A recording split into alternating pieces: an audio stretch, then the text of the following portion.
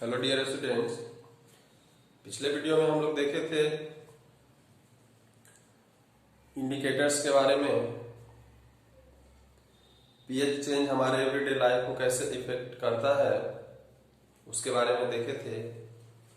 इस हम लेक्चर 3 में एसिड बेस साल्ट का लेक्चर 3 जो है उसमें हम देखेंगे साल्ट्स के बारे में।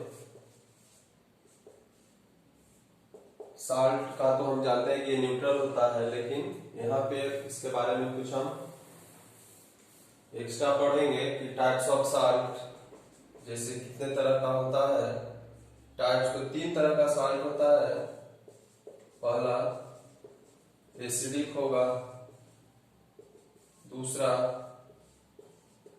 बेसिक होगा और तीसरा न्यूट्रल साल्ट होगा।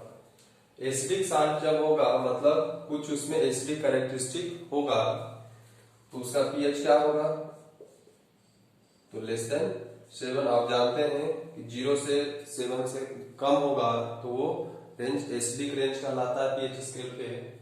और बेसिक होगा यानी कि इसका पीएच क्या होगा,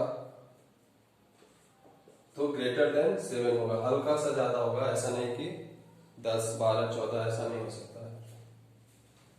और न्यूट्रल है तो इसका पीएच क्या होता है, 7 या 7 के एकदम आसपास ही होगा।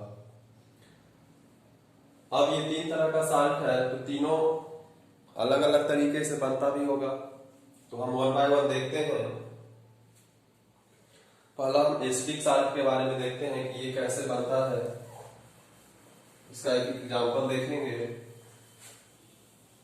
तो एसिडिक साल्ट क्या है कि जब हम पढ़ते हैं कि साल्ट कैसे बनता है, तो एसिड प्लस बेस मिलकर के क्या बनाता है, साल्ट और वाटर। ये हम न्यूट्रलाइजेशन रिएक्शन पढ़ चुके हैं। अब हमारे यहाँ साल्ट कैसा होना चाहिए, एसिडिक होना चाहिए। तो एसिडिक होना चाहिए तो हम आपको बताए थे एसिड बेस के बारे में फर्स्ट लेक्चर में कि कोई स्ट्रॉन्ग एसिड होता है, कोई वीक एसिड होता है। उसी तरह से बेस भी कोई स्ट्रॉन्ग होता है, कोई बेस वीक होता है। उसका नाम फॉर्मूला सब हम आपको लिखा चुके हैं एसिड बेस एंड साल्ट का video number first lecture first में। तो यहाँ पे एसिडिक साल्ट है तो यानी कि एसिड कैसा होगा, स्ट्रॉन्ग होगा, क्योंकि जो स्ट्रॉन्ग होता है उसी का प्रॉपर्टी शो करता है, जो वीक होता है उसका कुछ मतलब नहीं है। तो और बेस कैसा होगा, तो वीक होगा। तो अगर स्ट्रॉन्ग एसिड और वीक बेस रिएक्ट करता है तब यहाँ पे जो साल्ट बनेगा वो कैसा बनेगा, तो एसिडिक साल्ट बनेगा। हम एग्जांपल लेते हैं। आपको स्ट्रॉन्ग एसिड में है जैसे हम HCl, H2SO4, HNO3 ये सब हम आपको लिखवाए थे। तो स्ट्रॉन्ग एसिड HCl है, वीक बेस में आपको हम लिखाए थे अमोनियम हाइड्रोक्साइड। अमोनियम हाइड्रोक्साइड और हाइड्रोक्लोरिक एसिड जब मिलता है तो H और OH क्या करेगा, ये तो इधर वाटर का फॉर्मेशन करेगा और ये क्या करेगा, Cl और NH4 ये अपना साल्ट का फॉर्मेशन करेगा। नाम इसका क्या होगा, तो अमोनियम क्लोराइड। तो अमोनियम क्लोराइड जो होगा वो साल्ट है, बट कैसा साल्ट है, तो एसिडिक साल्ट होता है। उसी तरह से अगर हमको बेसिक साल्ट बनाना होगा, पीएच ग्रेटर देन 7 होगा, तब हम क्या करेंगे, तब हमको कैरेक्टरिस्टिक बेसिक लाना है। तो यानी कि हमको स्ट्रॉन्ग वाला पार्ट कौन सा होगा, तो स्ट्रॉन्ग वाला पार्ट कौन सा होगा, तो बेस होगा स्ट्रॉन्ग। और एसिड क्या हो जाएगा, कोई वीक एसिड होगा। तो वीक एसिड में आपको हम लिखाए थे acetic acid CH3COOH। Strong base में हम ले लेते हैं सोडियम हाइड्रोक्साइड। और इसको जब हम रिएक्शन कराएंगे तो यहाँ से H और इसका OH इधर क्या बना देगा, वाटर बना देगा।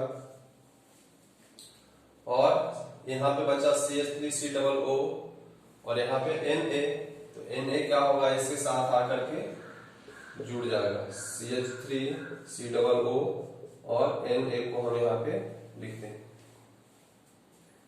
ये एसिटिक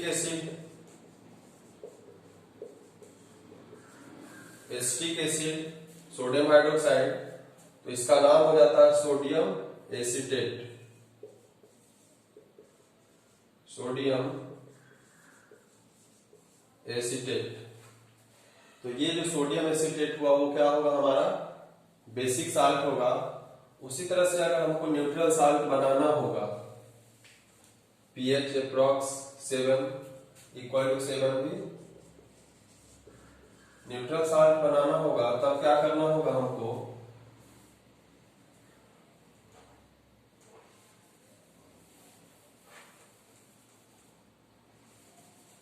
न्यूट्रल साल्ट बनाना होगा तो उसका दो तरीका है बनाने का। पहला तरीका क्या है कि या तो दोनों एसिड और बेस दोनों हो, वो क्या हो जाए, दोनों वीक रहे, तब हमारे यहाँ जो साल्ट बनेगा वो कैसा होगा, न्यूट्रल साल्ट होगा। तो वीक एसिड तो ये है, वीक बेस अभी आपको हम जस्ट लिखाए थे NH4OH, तो H और OH मिलकर इधर वाटर तो बना देगा, और यहाँ पे क्या होगा, तो CH3COO इसका, और यहाँ NH4 बचा, तो ये NH4 क्या हो जाएगा, यहाँ पे आ जाएगा, तो इसका नाम क्या होगा, अमोनियम एसीटेट। Ammonium acetate. तो ये जो अमोनियम एसीटेट होगा वो क्या, कैसा साल्ट होगा, न्यूट्रल साल्ट होगा। और कैसे बना है, तो एसिड भी वीक है और बेस भी इसका क्या होगा, वीक होगा इसका।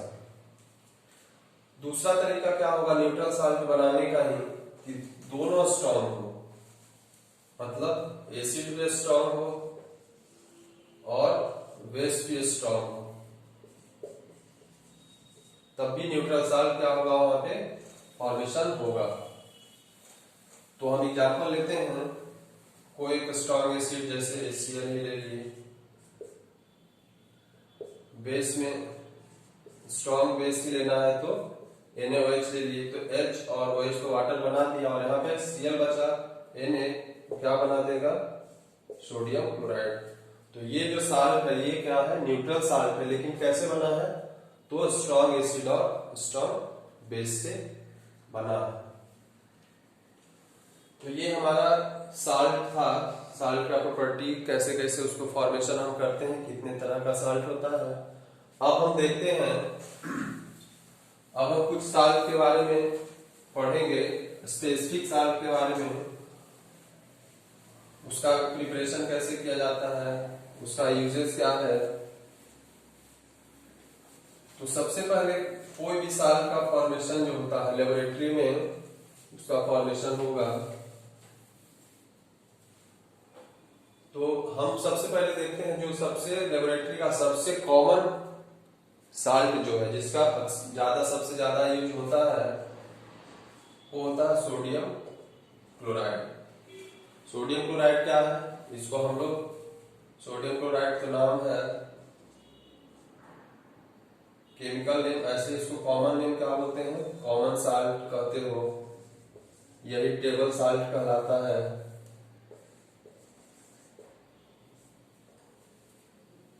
कॉमन साल्ट, टेबल साल्ट, सब क्या है, सोडियम क्लोराइड है। ये हमको कहां से मिलता है, तो मोस्टली तो ये हमको समुद्र सी वाटर से मिलता है। सी वाटर को इवेपोरेट कराते हैं तो हमको क्या होगा, वो ये साल्ट हमको मिलता है। दूसरा इसका एक और सोर्स है, ये बेड रॉक में पाया जाता है, जैसे मतलब पहाड़ होता है, आप पहाड़ देखे हैं, तो उसी तरह से इसका भी क्या होता है, रॉक होता है, सॉलिड रॉक होता है, जिसमें कुछ इम्प्योरिटी प्रेजेंट अगर होता है तो उसका कलर क्या हो जाता है, थोड़ा सा चेंज रहेगा, और वो साल्ट, रॉक साल्ट के रूप में जगह जगह पे कहीं पहाड़, उसका मतलब क्या होगा, पहाड़ मिलेगा। और मोस्टली क्या होता है, ये मोस्टली ये क्या होगा कि सी वाटर से एक्सट्रैक्ट किया जाता है, उसको एवेपोरेट करके। तो ये लेबोरेटरी का हमारा प्राइमरी मटेरियल है। इससे ही बहुत सारा साल्ट क्या होगा, या बहुत सारा केमिकल क्या होगा, डिराइव होता है। डिराइव मतलब इससे ही फॉर्मेशन होता है। तो सबसे पहले हम देखते हैं फॉर्मेशन किसका। तो सबसे पहले हम देखते हैं पहला जो हमारा केमिकल है जो इस साल्ट से बनेगा।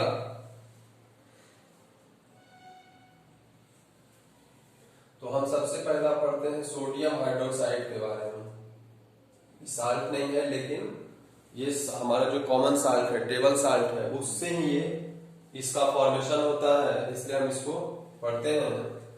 इसको हम क्या नाम है इसका, तो सोडियम हाइड्रोक्साइड।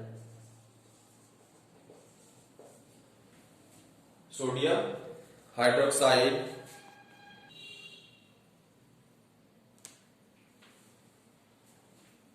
सबसे पहला कंपाउंड जो है सोडियम हाइड्रोक्साइड है, जिसके फॉर्मेशन में कॉमन साल्ट सोडियम क्लोराइड का इस्तेमाल किया जाता है।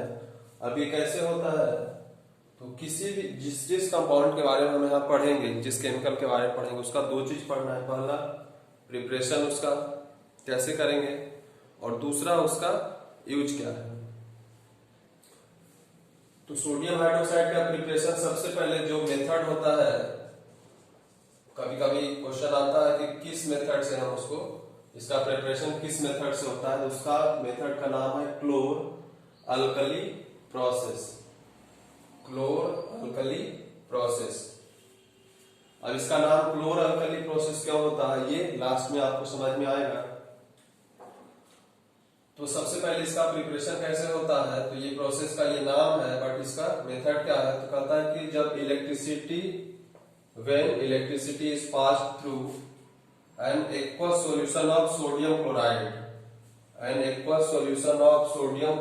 को ही क्या बोला जाता है, ब्राइन बोला जाता है। ब्राइन का डेफिनेशन अगर पूछे तो brine is an aqueous solution of sodium chloride, या an aqueous solution of sodium chloride is called brine. आप इसलिए हम यहाँ पे लिख दिए हैं ब्रैकेट में। तो जब ब्राइन से इलेक्ट्रिसिटी पास कराया जाता है, तब वो क्या होगा, सोडियम हाइड्रोक्साइड फॉर्म होता है। एंड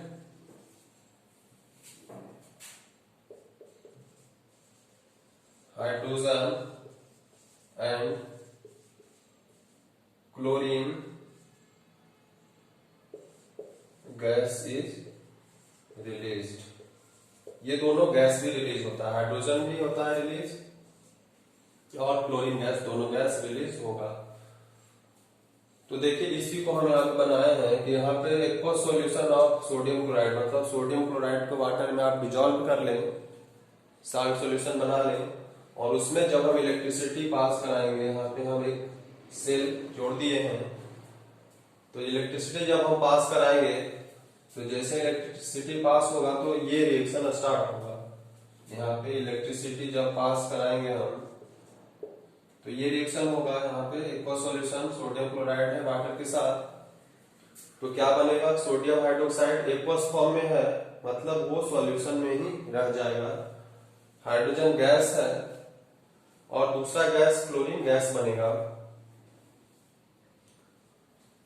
तो हाइड्रोजन गैस जो होता है वो चला जाता है कैथोड के पास, और क्लोरीन गैस जो होता है वो कहाँ चला जाएगा, एनोड के पास। हाइड्रोजन गैस कहाँ पे चला जाएगा, ये कैथोड के पास चला जाता है, और क्लोरीन कहाँ पे चला जाएगा, एनोड के पास चला जाता है।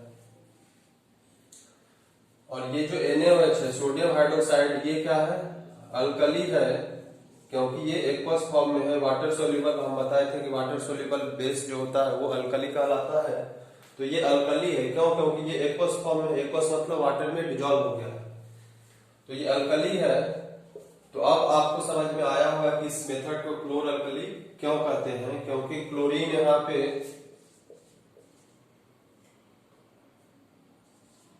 क्लोरीन गैस यहाँ पे रिलीज हो रहा है, और दूसरा एक अल्कली का भी फॉर्मेशन हो रहा है, इसीलिए इसके नाम पे इसको क्लोर अल्कली प्रोसेस कहा जाता है।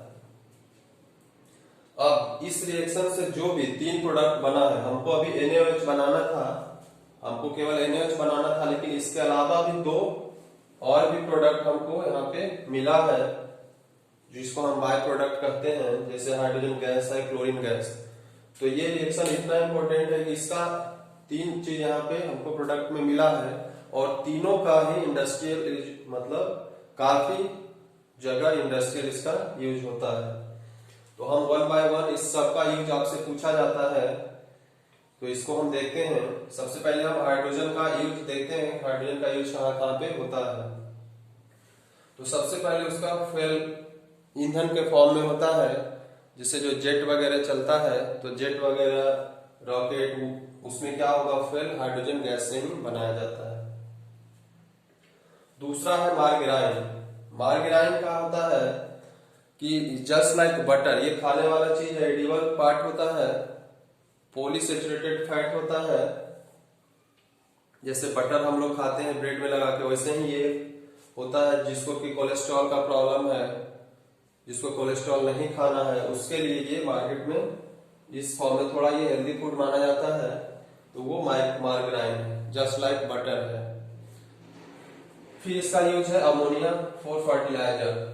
फर्टिलाइजर बनाने में हमको अमोनिया की आवश्यकता पड़ती है, तो अमोनिया कैसे बनेगा, तो उसमें हाइड्रोजन गैस से बनता है। अमोनिया जैसे देखिए, नाइट्रोजन और हाइड्रोजन मिल करके अमोनिया बनाता है, तो इसके लिए हमको हाइड्रोजन चाहिए, तभी अमोनिया बनेगा। और अमोनिया फिर क्या होता है, अमोनिया का यूज फिर से फर्दर फर्टिलाइजर बनाने में होता है। अब आगे क्या है, क्लोरीन का हम देखते हैं। ये तो हाइड्रोजन का यूज हुआ, अब क्लोरीन का देखते हैं। क्लोरीन का क्या है, वाटर ट्रीटमेंट। वाटर ट्रीटमेंट क्या है कि जैसे पानी गंदा हो गया है, मान लेते हैं आप, पहले आपका टैंक है घर में, या फिर कुआं है, पहले कुआं होता था, तो उसमें क्या होता था कि क्लोरीन का पाउडर या गैस या कुछ ऐसा उसमें पास कराया जाता था,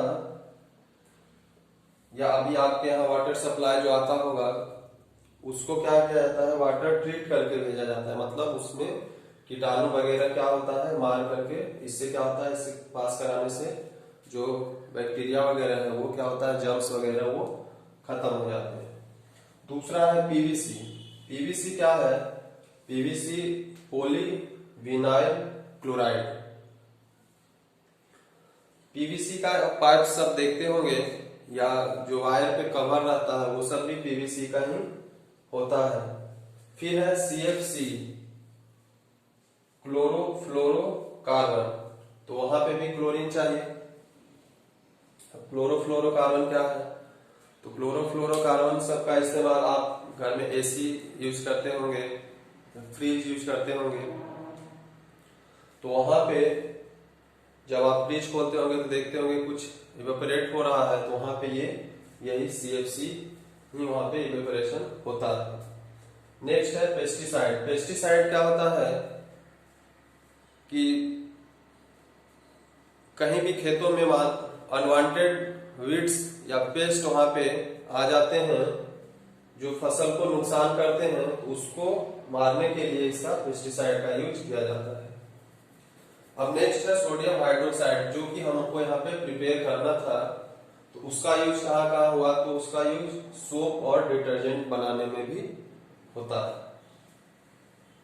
पहले ही हम बताए थे कि बेस का यूज कहाँ होगा, सोप डिटर्जेंट बनाने में होता है, क्योंकि bases are slippery to touch. और साबुन डिटर्जेंट भी कैसा होता है, उसको भी स्लिपरी टच होता है। फिर है सोडियम हाइड्रोक्साइड का दूसरा यूज क्या है, paper making. Paper making industry जहां पे भी है, वहां पे क्या होगा, इसको सोडियम हाइड्रोक्साइड का इस्तेमाल होता है पेपर को साफ करने में। फिर है आर्टिफिशियल फाइबर। आर्टिफिशियल फाइबर जैसे हम लोग जो रस्सी वगैरह देखते हैं आप, तो आर्टिफिशियल फाइबर जो होता है वो भी हम सोडियम हाइड्रोक्साइड से बनाते हैं। चौथा है डिक्रीजिंग मेटल्स। डिग्रीजिंग मेटल, ग्रीजिंग मतलब ग्रीस ऑयल वो होता है, उसको डी मतलब हटाना। किसी भी मेटल मतलब मेटेलिक मशीनरी पार्ट्स है वहां पे ग्रीस लगा हुआ है, ऑयल है, तो उसको क्या करेंगे, अगर इसको अप्लाई करते हैं तो उसको क्या हो जाएगा, एक तरह से साफ हो जाएगा surface. Just behaves like soap कर सकते हैं, जैसे हम लोग साबुन से हाथ धोते हैं, तो वहां पे क्या होगा, यहाँ पे ये इसका इस्तेमाल करेगा।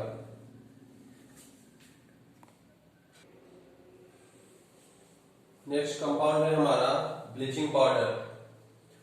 ब्लीचिंग पाउडर का फॉर्मूला है CaOCl2। CaOCl2 है, और इसको हम पढ़ते क्या है, कैल्शियम ऑक्साक्लोराइड लिखा भी हुआ है, कैल्शियम ऑक्साक्लोराइड। अब कोई भी कंपाउंड है तो हमको उसका प्रिपरेशन पढ़ना है, यूजेज पढ़ना है। तो प्रिपेयर इसको हम कैसे करते हैं, तो प्रिपरेशन इसका क्या है कि by the action of chlorine gas, by the action of chlorine gas on dry slagged lime. Slagged lime क्या, कैल्शियम हाइड्रोक्साइड जो होता है वो ड्राई फॉर्म में है अगर वो, तो उस पे हम अभी क्लोरीन गैस हमको मिला था जस्ट इसके प्रीवियस रिएक्शन में, क्लोरोअल्कली प्रोसेस में, तो वही क्लोरीन गैस का इस्तेमाल अब जब हम ड्राई स्लैग लाइम पे करते हैं तब हमारा क्या होता है, ये ब्लीचिंग पाउडर हमको मतलब कैल्शियम ऑक्साक्लोराइड, जो कि ये क्या है ब्लीचिंग पाउडर, हमको मिल जाता है। तो इस रिएक्शन से हम इसका प्रिपरेशन करते हैं। अब प्रिपरेशन हो जाने के बाद अब फिर उसका यूज क्या है, तो जैसा कि नाम है ब्लीचिंग पाउडर, तो वो क्या होगा, ब्लीचिंग एजेंट के फॉर्म में यूज होगा।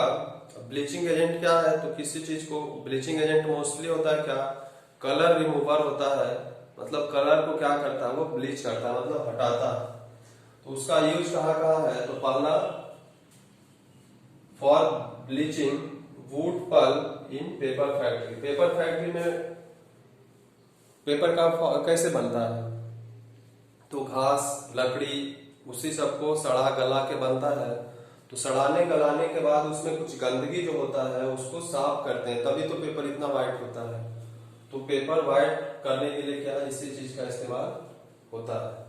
फिर कहता है कि washed cloth in laundry. Laundry में आप कपड़ा धोने के लिए देते हो, अगर वहां पे कलर कपड़े पे आ गया है, बोलोगे कि इसको आप साफ कर दीजिए, तो तब क्या करेगा वो ब्लीचिंग पाउडर से ही वहां के कलर को वो हटाता है। आप घर पे भी कर सकते हो। फिर कहता है कि cotton linen in textile industry. Textile industry जब कपड़ा जहां पे बनता है, लॉन्ड्री तो आप कपड़ा धोने के लिए देते हो, लेकिन जहां पे कपड़ा बनता है स्टार्टिंग में, तो वहां पे कॉटन लाइनन जो कि खेत से फसल के रूप में आता है, उससे जब कपड़ा बनता है तब क्या होता है, फिर इसका भी ऐसा सेम प्रोसेस होता है जैसा पेपर इंडस्ट्री में हो रहा है। तो यहाँ पे भी गंदगी होता है, उसको गंदगी को क्या करते हैं, डर्टी पार्टिकल को रिमूव करते हैं। तो उसके लिए क्या यूज करते हैं, ब्लीचिंग पाउडर।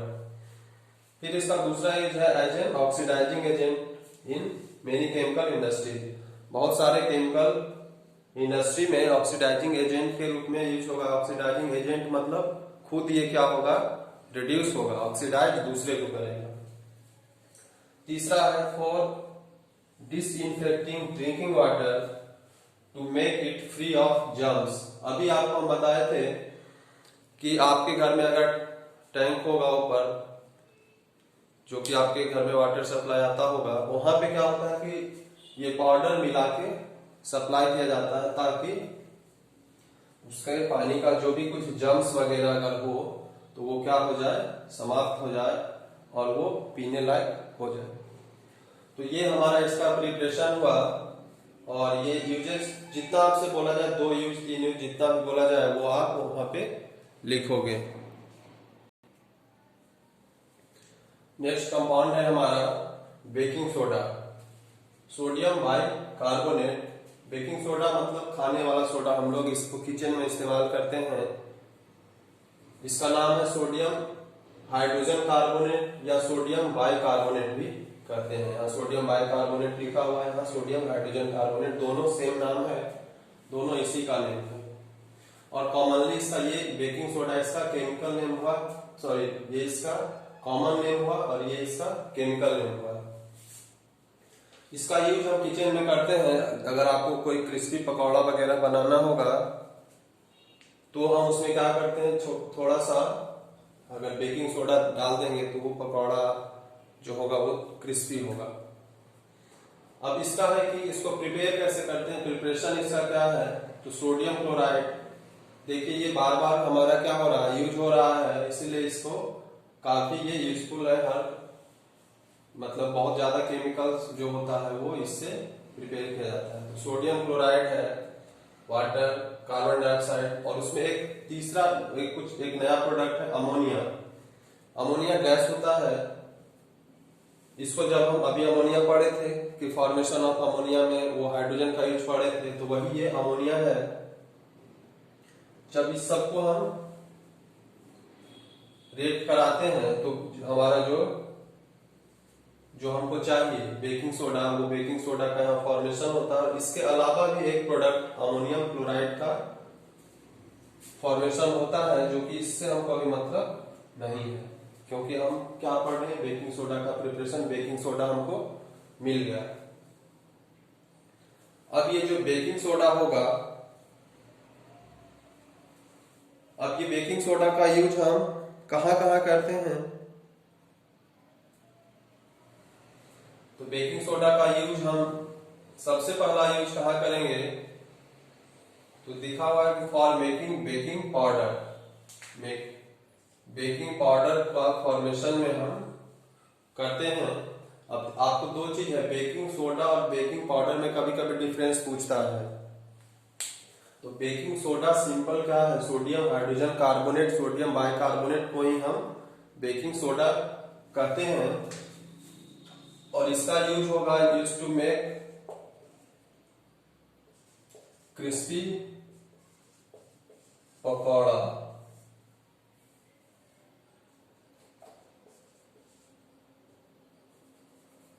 क्रिस्पी पकौड़ा बनाने में हम लोग किचन में इसका इस्तेमाल करते हैं। और इसका इस्तेमाल हम और भी आपको बताए थे इसके पहले वीडियो में, कि अगर आपको कभी एंट स्टिंग, चींटी काट ले, तो वहां पे वो हमारे शरीर में क्या करती है, एसिड इंजेक्ट करती है। तो वहां पे अगर हम इसको थोड़ा सा रब करते हैं तो क्या होगा, ये हमको आराम मिलता है। क्यों? क्योंकि ये माइल्ड बेस है, मतलब बेस है जो कि माइल्ड है, बहुत ज्यादा हार्ड नहीं है।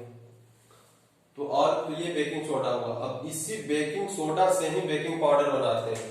तो बेकिंग सोडा में क्या मिला देंगे कि बेकिंग पाउडर बन जाएगा, तो ये हमारा बेकिंग सोडा है। अब बेकिंग सोडा में कहता है कोई भी एसिड जो कि हम खाते हैं, जो हम खा सकते हैं, सारे एसिड को खा नहीं सकते, बहुत पावरफुल होता है, बट कोई एसिड है जैसे एसिटिक एसिड है वो सब हम खा सकते हैं, या नींबू में साइट्रिक एसिड है, टमाटर में टार्ट्रिक एसिड है, तो ये सब हम खा सकते हैं। तो वो एसिड जब इसमें डाला जाता है, किसमें, बेकिंग सोडा में, तो एसिड का H+ क्या करेगा, इसके साथ रिएक्शन करेगा, और यहां से जब रिएक्शन होगा, जब इसको हम हीट करेंगे, हीट भी यहाँ पे हम देंगे, तो हीट जब देंगे तो क्या होगा, कार्बन डाइऑक्साइड गैस बनेगा, वाटर बनेगा, और वो सोडियम साल्ट ऑफ एसिड, जो एसिड हम देंगे उसके हिसाब से सोडियम का वहां पे एक साल्ट फॉर्मेशन होगा। इससे हमको मतलब कुछ नहीं है। तो बेकिंग पाउडर हमारा क्या हुआ, ये जो मिक्सचर है, baking soda plus edible acid जो है, जो खाने वाला एसिड होगा, ये कंबाइंड फॉर्म में क्या कहलाता है, बेकिंग पाउडर कहलाता है। अब इस बेकिंग पाउडर को जब हम हीट करेंगे तब ये सब रिएक्शन होता है। तो अब हम क्यों बेकिंग पाउडर की आवश्यकता क्यों पड़ गई, बेकिंग सोडा था तो ठीक था, खाने में हम यूज कर रहे थे, अब बेकिंग पाउडर की आवश्यकता क्यों पड़ गया, तो बेकिंग पाउडर का आवश्यकता क्या है कि इसका यूज होता है, बेकिंग पाउडर का यूज इन बेकरी। कहां पे यूज होगा, बेकरी में। बेकरी में क्या होता है कि ब्रेड, स्पॉन्जी ब्रेड आप देखे होंगे, स्पॉन्जी ब्रेड बनाया जाता है, तो वो इसी बेकिंग पाउडर उसमें डाला जाता है। वो जो फ्लावर आटा जो होता है उसमें बेकिंग पाउडर मिलाते हैं और उसको जब हम हीट करते हैं तो क्या होगा, वो क्या करेगा, ब्रेड को स्पॉन्जी बनाएगा। तो स्पॉन्जी क्यों बनता है, तो जो कार्बन डाइऑक्साइड यहाँ पे हीट करने के बाद रिलीज हो रहा है वो क्या होगा, कार्बन डाइऑक्साइड तो गैस है, वो एटमॉस्फेयर में स्केप कर जाएगा। स्केप करने समय क्या होता है, वो जगह जगह जहां जहां पे वो था वहां पे वो क्या करेगा, खाली जगह छोड़ देता है। तो खाली जगह छोड़ देगा तो क्या हो जाएगा, वहां पे बाद में एयर भरता है। तो हम उसको अगर ब्रेड को दबाते हैं तो क्या होता है, वो दब जाता है और फिर अब जब छोड़ते हैं तो फिर अपना शेप क्या करेगा, वो रीगेन करता है। तो इसी के वजह से तो ये CO2 जो है वही क्या होता है, वहां पे जो जगह छोड़ता है वही हम ब्रेड में देखते हैं कि बीच बीच में कुछ खाली खाली जगह है। तो वहां पे पहले CO2 था लेकिन वो गैस है, वो एस्केप कर गया। तो इस वजह से क्या होता है, ब्रेड हमारा स्पॉन्जी बनता है। और दूसरा क्या होता है, सॉफ्ट भी बनता है, ब्रेड सॉफ्ट होता है। तो ये इसी बेकिंग पाउडर के वजह से होता है। नेक्स्ट है इसका यूज किसका, बेकिंग सोडा का। बेकिंग पाउडर का ये यूज था, बेकरी में यूज किए to make bread soft and spongy. Bread को सॉफ्ट स्पॉन्जी बनाना है तब हम यहाँ पे क्या करेंगे, बेकिंग पाउडर का इस्तेमाल करेंगे। जब हमको क्रिस्पी पकौड़ा बनाना होगा तब हम बेकिंग सोडा का यूज करेंगे, तब हम बेकिंग पाउडर का यूज नहीं करेंगे, तब हम डायरेक्ट बेकिंग सोडा का यूज करेंगे। फिर आप बेकिंग सोडा का यूज यहाँ पे फिर कहाँ करेंगे, एज एंटासिड। एंटासिड हम बताए थे कि अगर हमको एसिडिटी हो जाता है, हमारे स्टोमिक में अगर एसिड बन गया, हमको जलन हो रहा है, पेट दर्द करता है, तब हम क्या करेंगे कि हम एंटासिड मतलब बेस को लेंगे। तो अभी हम बताएं कि माइल्ड एडिबल बेस है सोडियम बाइकार्बोनेट। तो ये और एंटासिड क्या है, वो एंटासिड भी माइल्ड एडिबल बेस ही है। तो अगर हम उसको खाएंगे तो क्या होगा, मतलब पानी में सॉल्यूशन बना के हम पी जाएंगे तो क्या होगा, it neutralises excess acid in the stomach and provides relief. तो हमारे स्टोमिक में जो एक्सेस एसिड बना हुआ है उसको क्या करेगा, वो न्यूट्रलाइज कर देगा और हमको क्या होगा, तब आराम मिलेगा, जो कि हमको एसिड की वजह से प्रॉब्लम हो रही थी। तीसरा यूज है बेकिंग सोडा का ही, कि it is used in soda acid fire extinguisher. Soda acid fire extinguisher में क्या होता है कि अभी ये जो रिएक्शन हम यहाँ पे देखे हैं, यही रिएक्शन अगर ये एडिबल एसिड ना हो, ये एडिबल एसिड ना हो,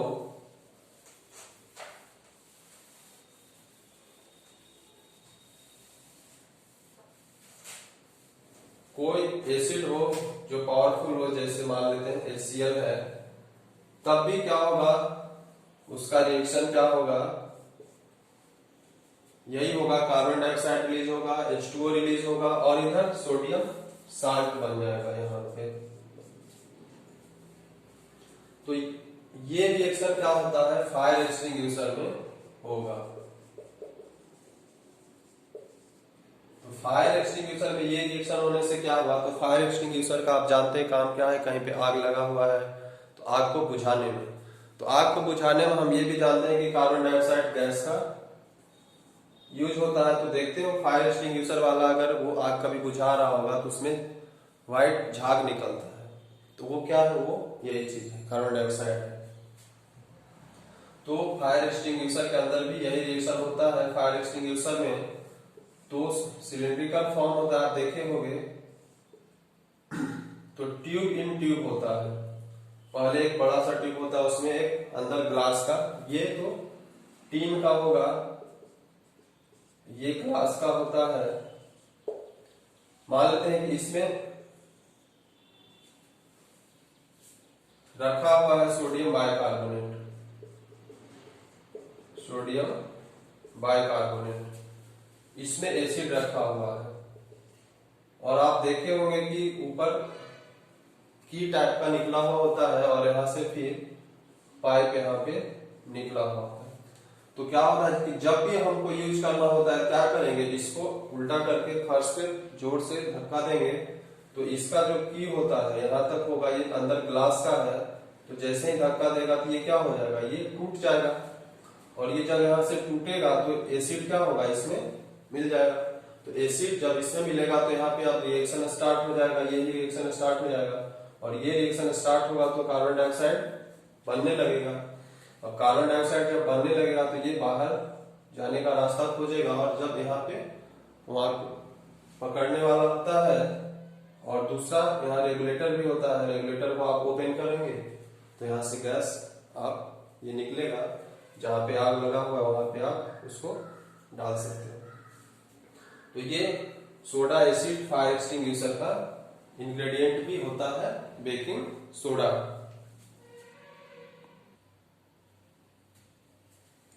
नेक्स्ट कंपाउंड हमारा है वॉशिंग सोडा।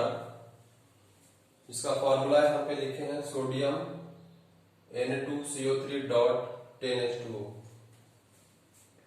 .10H2O का मतलब है कि ये इसके एक मोलिक्यूल में ये क्या करेगा, 10 वाटर मोलिक्यूल को ये एब्जॉर्ब कर सकता है। अब इसका प्रिपरेशन कैसे होगा, तो अभी जस्ट हम सोडियम बाइकार्बोनेट का प्रिपरेशन देखे थे, तो उसी को अगर हम हीट करते हैं, सोडियम बाइकार्बोनेट को हीट करेंगे तो क्या बनेगा, सोडियम कार्बोनेट बनता है। वाटर और कार्बन डाइऑक्साइड को हम छोड़ते हैं, उससे हमको कोई मतलब यहाँ पे नहीं।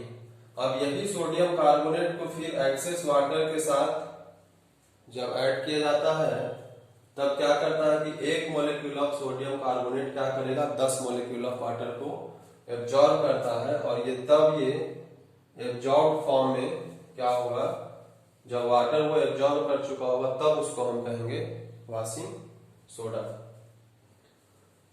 तो ये इसका प्रिपरेशन था। कभी कभी इसको भी वॉशिंग सोडा कहा जाता है, लेकिन मतलब मोस्टली है कि वो अगर एब्जॉर्ब किए हुए हैं तब उसका वो हम वॉशिंग सोडा के फॉर्म में यूज कर सकते हैं। मतलब उसका जो यूज होगा वो इस फॉर्म में ही यूज होगा। पहला यूज इसका है कि used in glass, soap and paper industry.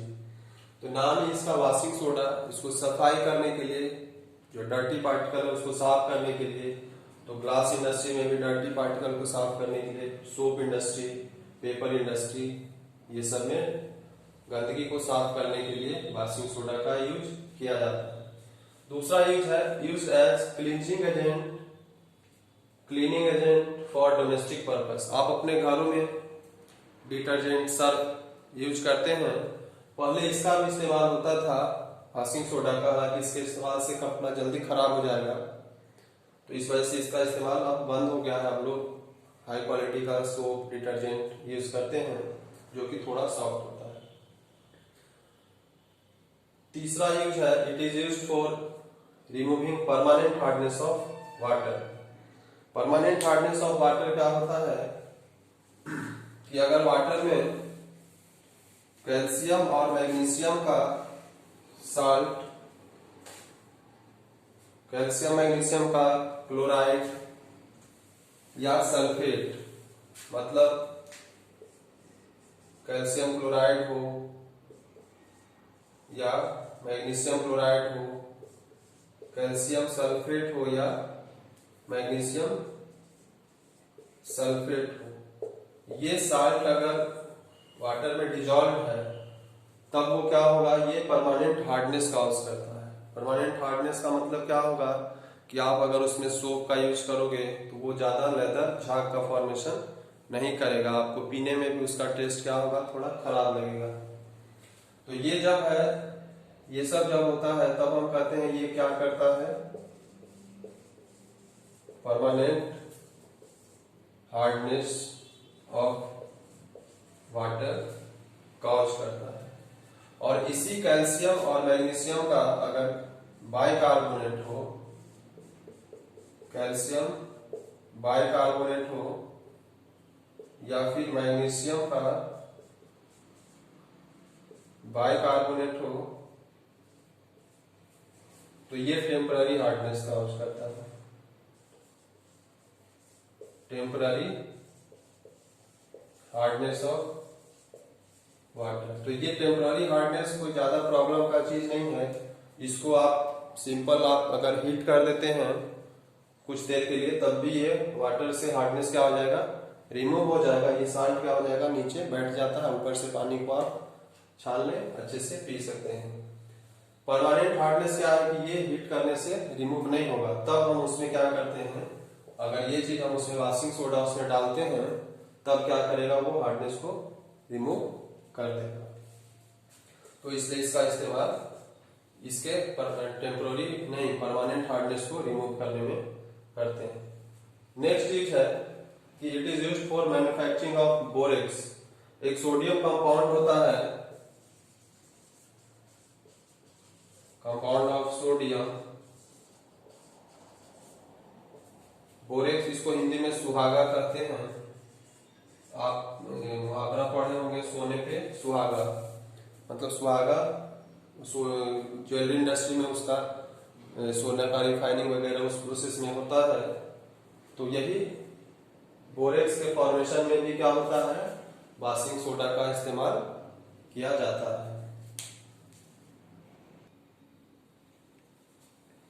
Next compound है हमारा प्लास्टर ऑफ पेरिस। इसका फॉर्मूला है CaSO4.12H2O। इसका नाम है कैल्शियम सल्फेट, और हाफ के लिए है हेमी, और वाटर के लिए hydrate. Calcium sulphate hemi hydrate इसका नाम है। अब ये फॉर्मेशन कैसे होता है, तो इसका प्रिपरेशन है कि it is prepared by heating gypsum at 373 kelvin. 373 kelvin आप लिखें या 100 डिग्री सेल्सियस लिखो, दोनों एक ही चीज होता है।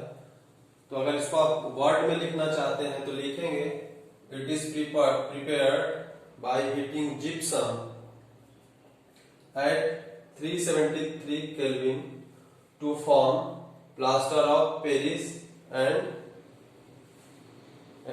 Liberate water. ये वर्ड में था। अब इसी को हम इक्वेशन के फॉर्म में यहाँ लिखे हैं CaSO4.2H2O। ये जिप्सम का फॉर्मूला होता है। इसमें 2 मॉलिक्यूल ऑफ वाटर है। अब इसी 2 मॉलिक्यूल ऑफ वाटर में 1.5 मॉलिक्यूल ऑफ वाटर इधर बाहर निकल जाता है अगर, तो आधा इसके पास रहता है, तब ये क्या कहलाता है, तब ये प्लास्टर ऑफ पेरिस कहलाता है। ये सॉलिड फॉर्म में होगा और ये स्टोन फॉर्म में होता है। ये प्लास्टर ऑफ पेरिस जो होता है ये पाउडर्ड फॉर्म में होता है। ये कैसा होगा, तो ये पाउडर्ड फॉर्म में होगा, powdered form. Plaster of Paris को पीओपी भी हम बोलते हैं। ये पाउडर्ड फॉर्म में होगा, और फिर इसी पाउडर्ड फॉर्म में, मतलब इसी को अगर फिर से किसी भी तरह से अगर हल्का सा भी नमी मिल गया, मतलब मॉइस्चर अगर ये गेन कर लिया, तो ये फिर से क्या हो जाएगा, फिर से ये जिप्सम मतलब फिर से वो हार्ड सब्सटेंस हो जाएगा। मतलब वो पाउडर वो खत्म हो गया, यानी कि उसका यूज क्या हो जाएगा, खत्म हो जाएगा। इसीलिए पीओपी को जब हम स्टोर करते हैं तो ऐसा कंटेनर में हम स्टोर करते हैं जिसमें कि एयर मॉइस्चर वगैरह क्या हो नहीं जाए। अब ये जो है प्लास्टर ऑफ पेरिस, इसका यूज क्या क्या है, तो it is use for making toys. तो इसको क्या करेंगे, वाटर में मिला के फिर टॉयज शेप देते हैं, और वो जब सूखेगा तो वो परमानेंट टॉय हो जाएगा, वो जल्दी टूटेगा फूटेगा नहीं। दूसरा है it is use for material for decoration. Decorating purpose के लिए आपको कुछ मटेरियल बनाना होता है, डिफरेंट शेप बनाना होता है, तब भी हम क्या करते हैं, तब भी हम इसको इस्तेमाल करते हैं। तीसरा है use for making surfaces smooth. आप घर में देखे होंगे कि बाल पुट्टी कराया जाता है, तो बाल पुट्टी या पीओपी वहां पे होता है, तो वहां पे यही पीओपी इसी का वहां पे क्या होता है, लेयर दीवार पे लगाया जाता है, जिससे कि दीवार का सरफेस क्या हो जाएगा, स्मूथ हो जाएगा। एक और यूज इसका है, it is used to fix the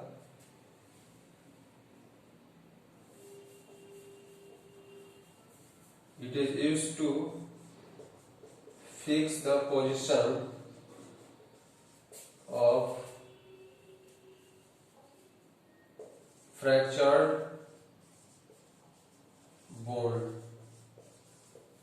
किसी का हड्डी टूट जाता है, कुछ भी हाथ पैर कुछ भी टूट गया, तो अगर वो फ्रैक्चर हो गया तो वो एक पोजीशन में रहे ताकि वो जल्दी से क्या हो सके, दवा उस पर असर हो सके और वो जल्दी टूटा हुआ पार्ट जुड़ सके। तो उसको एक पोजीशन में फिक्स करना होता है। तो उसके लिए आप क्या करते हैं, देखते हो कि अगर किसी का हाथ टूट गया तो डॉक्टर उसके ऊपर प्लास्टर करता है।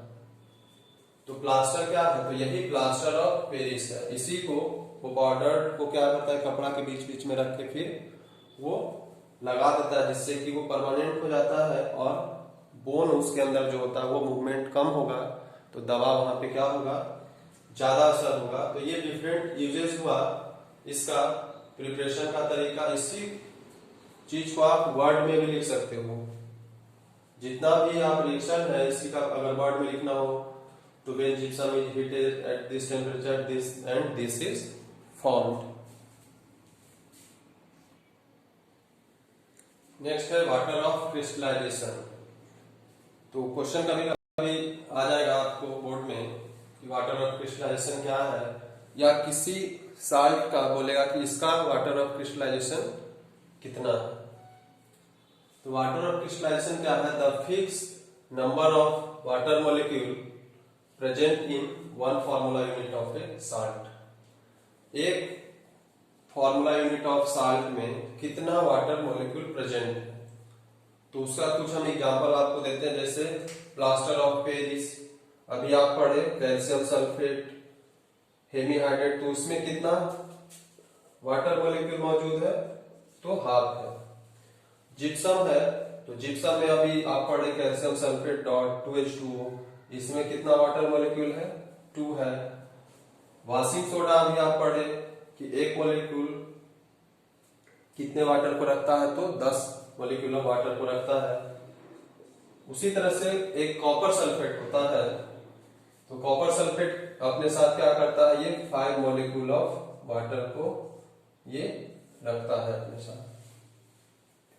तो जो भी साल्ट अपने साथ कुछ वाटर मॉलिक्यूल को रखता है और जितना नंबर रखता है वो उसका वाटर ऑफ क्रिस्टलाइजेशन कहलाएगा। मतलब कॉपर सल्फेट का वाटर ऑफ क्रिस्टलाइजेशन कितना होगा, तो 5 होगा वाटर ऑफ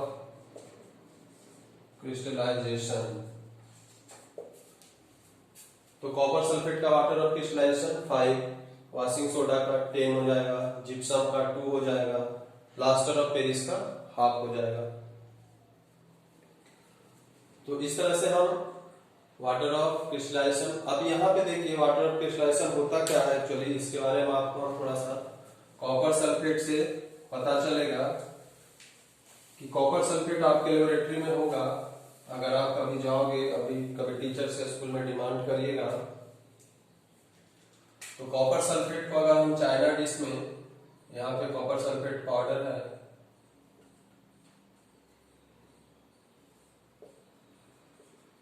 अगर ओपन एटमॉस्फेयर में है ये, तो एटमॉस्फेयर से क्या करेगा, कुछ मॉइस्चर गेन किए हुए रहेगा, तो यहाँ पे ये इस फॉर्म में ही होगा original copper sulphate dot 5H2O।